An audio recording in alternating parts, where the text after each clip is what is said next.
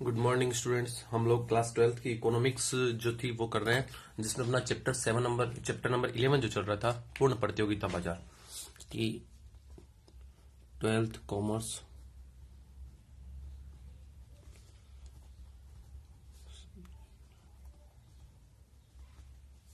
जिसमें chapter number अपना 11 पूर्ण प्रतियोगिता बाजार, पूर्ण प्रतियोगिता बाजार, ये चैप्टर हम लोग पढ़ रहे थे, पूर्ण प्रतियोगिता बाजार। जिसमें हमने पढ़ा क्या था वो आपको बता दें कि जिसमें हमने एक तो जो बाजार की परिभाषा थी, कि बाजार की परिभाषा पहले जो बता रखी थी कि एक स्थान विशेष जहां पर क्रेता विक्रेता इकट्ठा होते हैं और क्रय विक्रय करते हैं, वो क्या कहलाता है? बाजार कहलाता है। लेकिन अर्थशास्त्र में थोड़ा सा बाजार की परिभाषा में विस्तार हुआ है। थोड़ा सबसे पहले वो कल वाला रिवाइज कर लें, फिर आगे स्टार्ट करते हैं। बाजार जो है उसकी परिभाषा देखते हैं कि बाजार है क्या। तो बाजार जो बता रखा है, बाजार का तात्पर्य संपूर्ण क्षेत्र से,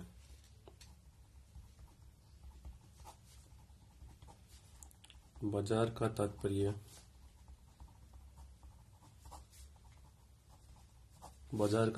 संपूर्ण क्षेत्र विशेष से संबंधित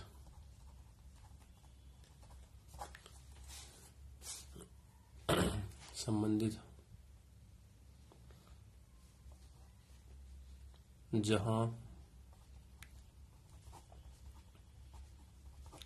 क्रेता व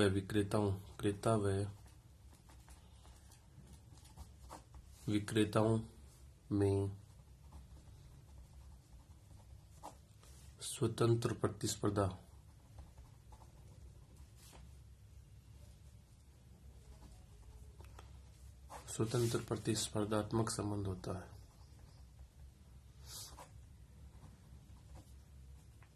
ठीक है, उसे हम क्या बोलते हैं? उस बाजार को हम लोग बता रखा है कि पूर्ण प्रतियोगिता बाजार बोलते हैं। कि बाजार का तात्पर्य संपूर्ण क्षेत्र विशेष से है जहां क्रेता विक्रेता स्वतंत्र प्रतिस्पर्धात्मक संबंध होता है, जिसमें ऑनलाइन प्लेटफॉर्म को भी शामिल किया गया। उसके बाद हमने पढ़ा था इसमें बाजार के प्रकार, फिर हमने पढ़ा था बाजार के प्रकार,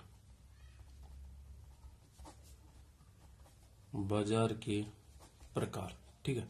बाजार के प्रकार को अगर हम देखें तो जिसमें हमने पहला था क्षेत्र के आधार पर, क्षेत्र के आधार पर आपको कितने भागों में बांटा था? क्षेत्र के आधार पर मैंने आपको 4 भागों में बांटा था। सबसे पहले स्थानीय बाजार,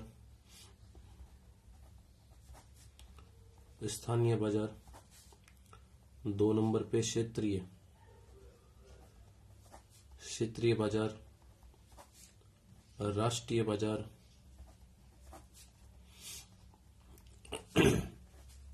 और अंतर्राष्ट्रीय बाजार। ठीक है, ये हमने देखा था और इसमें बताया था कि आपको स्थानीय बाजार जहां क्रेता विक्रेता एक गांव एक कस्बे तक सीमित है, शहर तक सीमित है, वो स्थानीय बाजार कहलाता है और इसमें सभी प्रकार की वस्तुएं आपको उपलब्ध होगी। क्षेत्रीय जो बाजार बता रखा था कि एक किसी क्षेत्र तक सीमित है, कि जहां क्रेता विक्रेता या वो एक क्षेत्र की विशेषताओं को बताता है, किसी डिस्ट्रिक्ट की या किसी गांव की या किसी, जो बता रखा है कि आपके शहर की विशेषताओं को बताता है। ठीक है, वो इसमें क्षेत्रीय बाजार में आता है। तो जिसकी जो क्रेता विक्रेता है वो क्षेत्र तक सीमित होते हैं। जैसे राजस्थानी जो बता रखा है, चुनरी वगैरह, जो कुछ एग्जाम्पल बताए थे।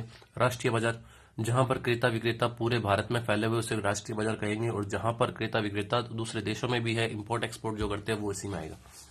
नेक्स्ट, इसमें हमने देखा था वस्तु के आधार पर, सेकंड देखा था वर्गीकरण 2 नंबर पे। वस्तुओं के आधार पर भी 4 भागों में बांट रखा था। फर्स्ट जो था वस्तुओं के आधार पर 4 भागों में बांट रखा था। पहला जो था वो था अपना सामान्य बाजार, सेकंड अपना था विशिष्ट बाजार, थर्ड था नमूने द्वारा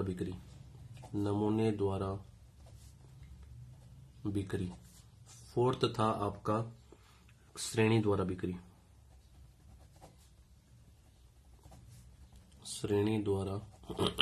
बिक्री। सामान्य बाजार वह बाजार जहां पर सभी प्रकार की वस्तुएं, चाहे खाद्य सामग्री हो, आभूषण हो, कपड़ा हो, वो सभी एक जगह मिल जाए। विशिष्ट बाजार बता रखा है कि एक पर्टिकुलर एरिया तक जो है उसी बाजार की जितनी उसी वस्तु के एक सेम वस्तु के जो है स्टॉल लगे होंगे, वो विशिष्ट बाजार कहलाता है। जैसे फल मंडी, ड्राई फ्रूट का मार्केट जो भी है, सब्जी मंडी, ये सारा लोहा मंडी इसी में आता है। नमूने द्वारा बिक्री, जहां पर गुड्स की बिक्री सैंपल दिखाकर किया जाता है, नमूने द्वारा बिक्री कहलाती है। श्रेणी द्वारा बिक्री, जहां पर कुछ ग्रेडिंग दी जाती है, उस ग्रेडिंग के आधार पर बिक्री की जाती है। जैसे फूड आइटम है या कुछ कीमती धातु भरे आइटम है, इलेक्ट्रॉनिक आइटम है, उनको ग्रेडिंग दी जाती है। थर्ड देखते हैं, थर्ड जो था अपना, इसमें कर लें इधर। थर्ड था आपका बिक्री के आधार पर। बिक्री के आधार पर बाजार को दो भागों में बांट रखा था, खुदरा और थोक बाजार। खुदरा और थोक, खुदरा बाजार और थोक बाजार, ठीक है। और उसके बाद बात करते हैं हम लोग समय के आधार पर। यहां लिखते हैं 4 नंबर पे, समय के आधार पर या समय अनुसार ये 4 भागों में बांट रखा था जो हम कल पढ़ रहे थे। सबसे पहला था अति अल्पकालीन या खुदरा में। पहले थोड़ा सा बता दें, खुदरा में जो है छोटी मात्रा में जो है वस्तुओं का क्रय विक्रय होता है, और थोक बाजार में एक बड़ी मात्रा में। समय अनुसार वर्गीकरण में अति अल्पकालीन, अति अल्पकालीन, और 2 नंबर पे अल्पकालीन, 3 नंबर पे दीर्घकालीन, और 4 नंबर पे अति दीर्घकालीन। ये जो था, ठीक है। अब इनको हम लोग डिफाइन करते हैं। ये तो हमने कल सीख लिया था अच्छे तरीके से। ये वाला हमें देखना है, समय के आधार पर बाजार को 4 भागों में बांट रखा है, अति अल्पकालीन, अल्पकालीन, दीर्घकालीन और अति दीर्घकालीन। अब इसको स्टार्ट करते हैं। सबसे पहले 1 नंबर पे हम लोग लेते हैं, ए नंबर पे अति अल्पकालीन, अति अल्पकालीन बाजार। अति अल्पकालीन बाजार को अगर हम एग्जांपल थोड़ा सा इसका डायग्राम बनाएं कि अति अल्पकालीन बाजार होता क्या है, तो ध्यान से देखिएगा। अति अल्पकालीन बाजार वह समयावधि है जो समयावधि इतनी कम होती है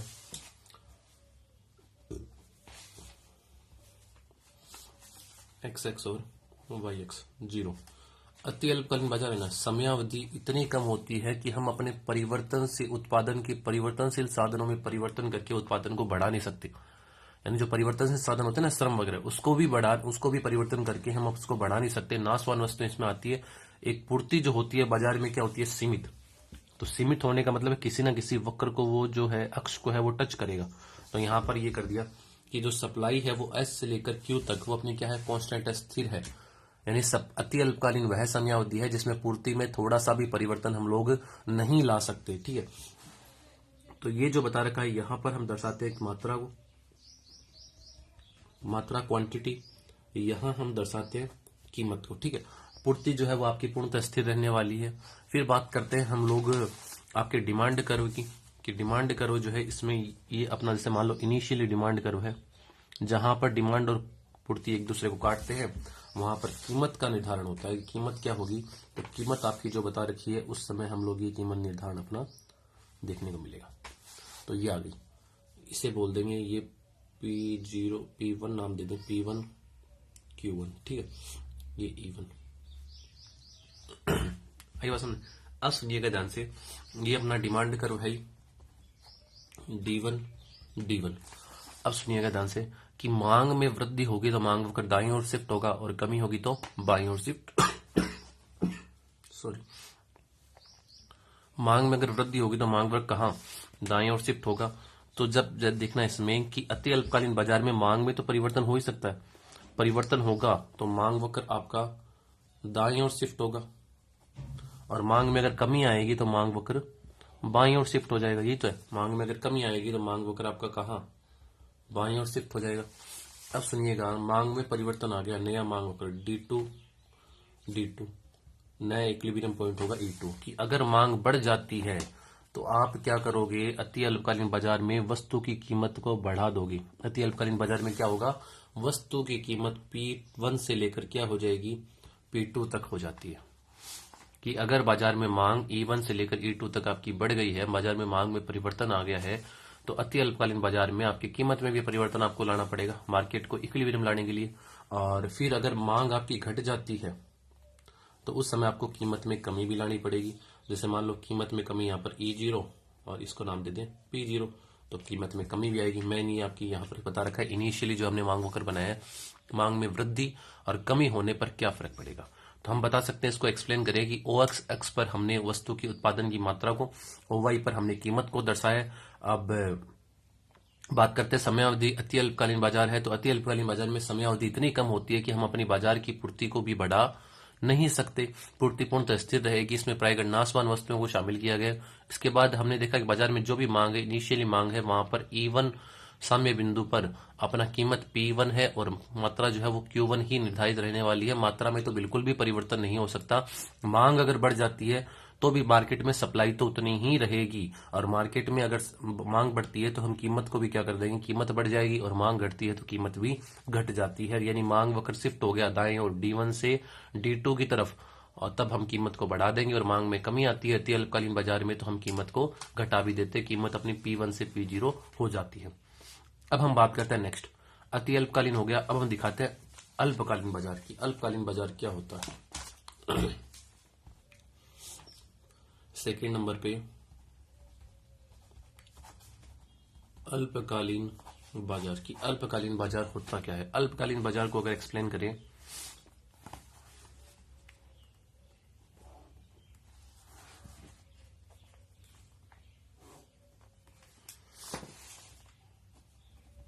XX YX, ठीक है।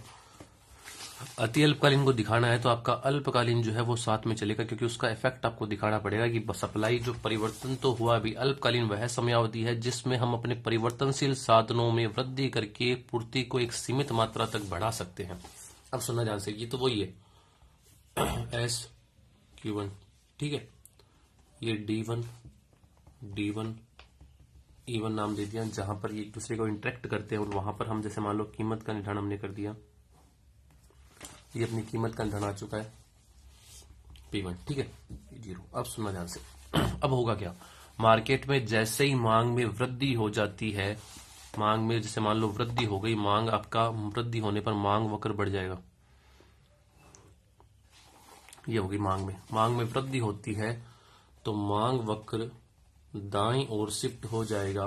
नया मांग वक्र D2 हमें अचीव होगा। मांग में वृद्धि होगी, अब मांग में वृद्धि हो गई तो मांग वक्र खिसक गया। अब सुनना भी, समयावधि कौन सी है, अल्पकालीन।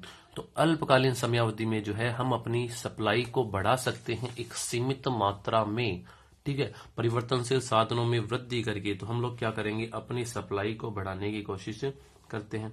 और सप्लाई जैसे मान लो ये अपना नया सप्लाई करो, कि सप्लाई में क्या हो गई, शॉर्ट पीरियड सप्लाई यहां पर लिख दूं, ठीक है। ये अपनी सप्लाई जो है वो शिफ्ट हो गई, कि सप्लाई में इतनी वृद्धि हो गई। अब सुनना ध्यान से, अब वहां पर कीमत ये अति अल्पकाल के आधार पर नहीं, अल्पकाल के आधार पर निर्धारित करेंगे, जहां पर अल्पकालीन जो पूर्ति वक्र है वो मांग वक्र को इंटरेक्ट करता है, ठीक है।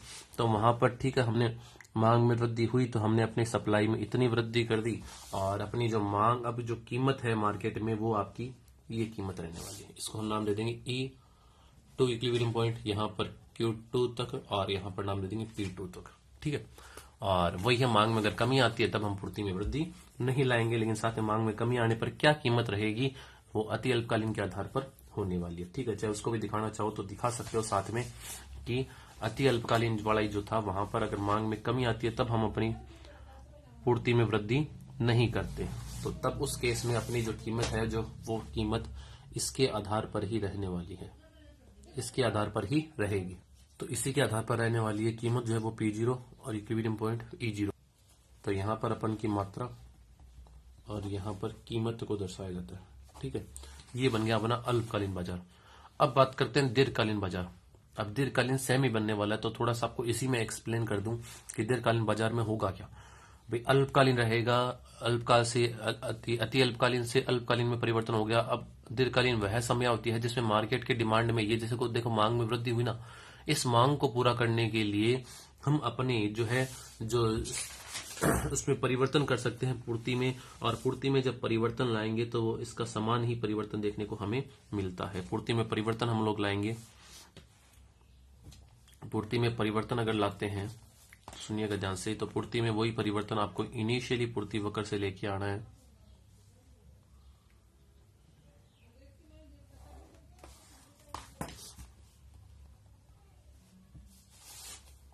ये देखो, ये मान लो लॉन्ग टर्म में अपनी इतनी हो गई और इस मांग को हम लोग पूरा कर देंगे, बस इतना ही है और कुछ नहीं है। ये जो परिवर्तन हुआ है ना, ये देखो, अब ये प्राइस डिसाइड होगी।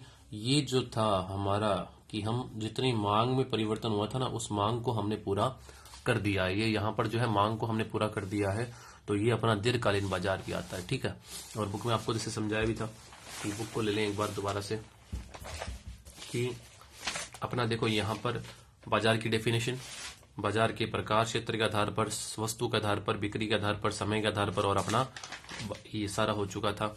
ठीक है, ये सारे डायग्राम आपको मैंने बता दिए। ठीक है, नेक्स्ट जो अपन सीखने वाले हैं इसमें प्रतियोगिता के आधार पर बाजार। ठीक है, कि वो उनको थोड़ा सा डिफाइन कर दूं, फिर बाकी इसको नेक्स्ट क्लास में हम लोग देखने वाले हैं, और नेक्स्ट क्लास में अपना ये चैप्टर है वो कंप्लीट हो जाएगा। फिर बात करते हैं, देखो यहाँ पर 4 तो हमने देखे थे, 5 मैं आपको बता दूं। प्रतियोगिता के आधार पर, प्रतियोगिता के आधार पर बात करूं तो सबसे फर्स्ट जो है वो है पूर्ण प्रतियोगिता बाजार, पूर्ण प्रतियोगिता बाजार। सेकंड है एकाधिकार, थर्ड है एकाधिकारात्मक बाजार, और फोर्थ है ओलिगोपोली, अल्पाधिकार। ये 4 प्रकार के बाजार हमें और पढ़ने हैं, जिसके बाद अपना ये चैप्टर कंप्लीट हो जाएगा। और नेक्स्ट क्लास में फिर अपने इस 4 प्रकार के बाजार को, इसमें थोड़ा सा टाइम लगेगा, बड़ा कंसेप्ट अपना, एक एक बाजार को समझाना, उसकी करेक्टिसिटीज को समझाना, उसका डायग्राम, ये सारी चीजें आपको बतानी पड़ेगी। ये जो थोड़ा सा आपका थोड़ा कि ये मोस्ट बनता है, इसमें से क्वेश्चन आपके ज्यादा बनते हैं। ठीक है, तो नेक्स्ट क्लास में हम इनको डिफाइन करेंगे, इनको देखेंगे, समझेंगे, और उसके बाद हम नेक्स्ट क्लास में फिर इसके क्वेश्चन आंसर करेंगे और अपना चैप्टर ये कंप्लीट हो जाएगा। तो आपको करना क्या है, आपको ये जितना पढ़ा है, बाजार की डेफिनेशन, बाजार के प्रकार, सब के याद होने चाहिए, क्षेत्र के आधार पर, वस्तुओं के आधार पर, बिक्री के आधार पर, समय के आधार पर, और अपना प्रतियोगिता के आधार पर। और डायग्राम जितने बताए ना, डायग्राम तो केवल इसमें बताया, समय, तो समय वाले आपको आधार पर डायग्राम सारे आने चाहिए। Thank you.